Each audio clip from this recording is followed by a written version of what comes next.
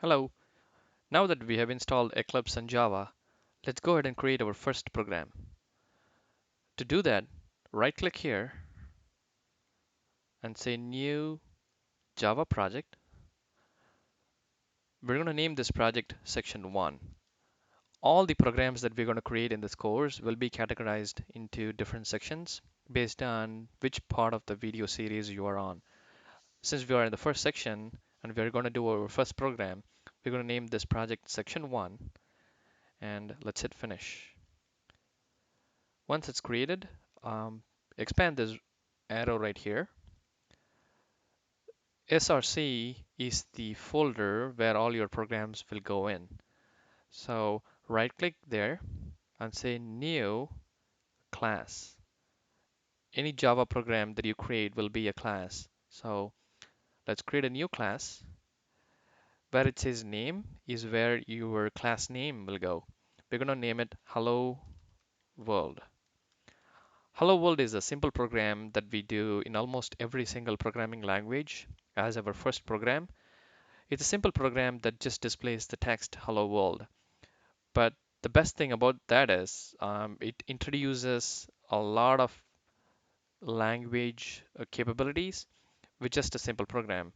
That's why people have been doing that for decades, and that's what we're going to do as well. Apart from the name, there is a package.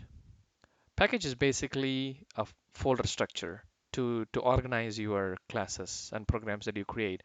There are other uses for packages as well, but for now, just remember that a package is just a way of grouping your classes together. It's always a good practice to give a package name. Let's just call it com.javatut.section1. There is a naming convention involved in packages. If you go to a website, google.com, the classes that they would create would go in the reverse of what the domain name is. So if they have www.google.com, the packages would be com.google. Whatever the subcategories are.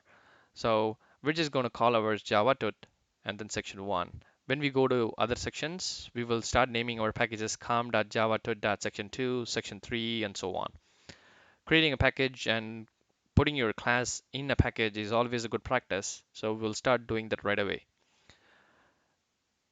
Hit finish. Wait for the class to be created. Once the class is created, Eclipse will open that class for you.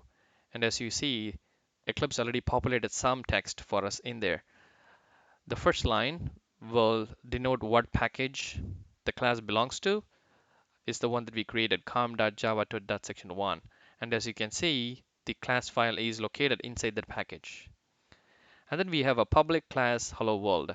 As I mentioned earlier, all your Java programs would be some type of class, and this is how a class definition will start. We'll go into the details of what these mean in later videos, but right now just remember that any code that you write in Java will go inside a class. So let's start typing within these curly braces. We're going to create what's called a main method. A main method is basically where the execution will start. So when you run your Java program, Java will basically look for main method and start the execution there.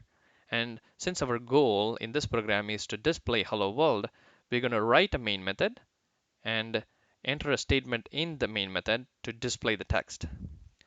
So there are, so start typing public static void main and then open parenthesis and inside that type string.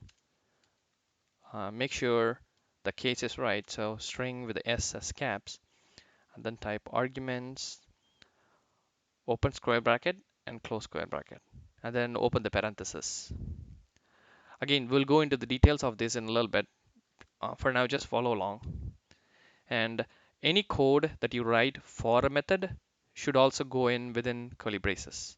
And Eclipse will automatically create the closing brace once you create the opening brace. And inside the main method, start typing system dot out dot println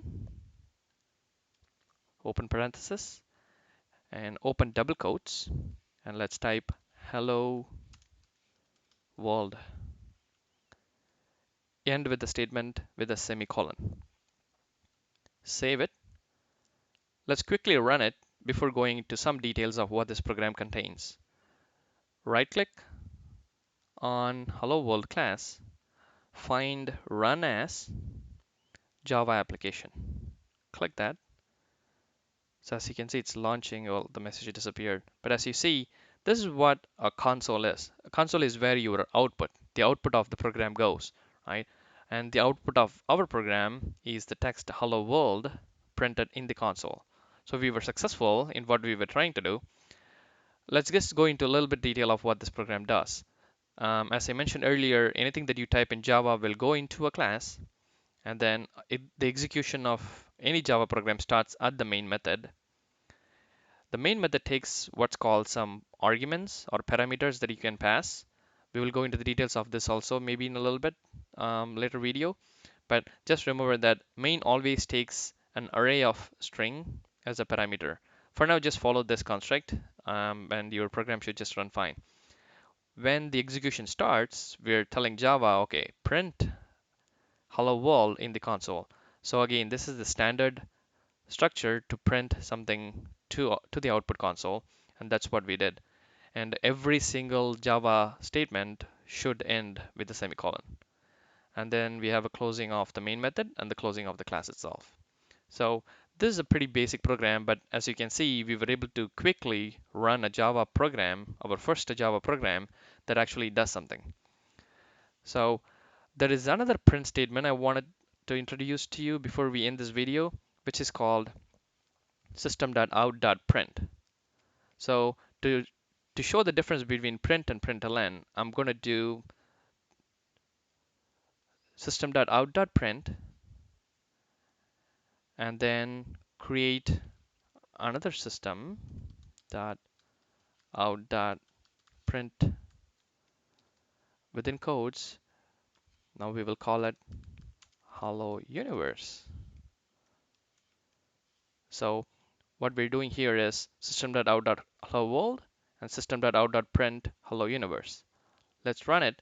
This time you don't have to right click because Eclipse remembers what you ran. So you can just click this arrow. Now you see hello world and hello universe are printed, which is good, but they're all printed in the same line, right? It's not printed in two lines as we have coded. And that's the difference between a print and println. If you change this to println and save it, run it again, now you have hello world and hello universe in two different lines.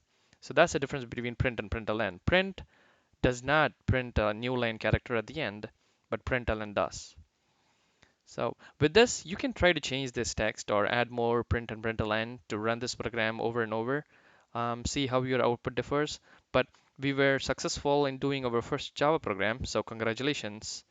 And that concludes this video. Thank you so much.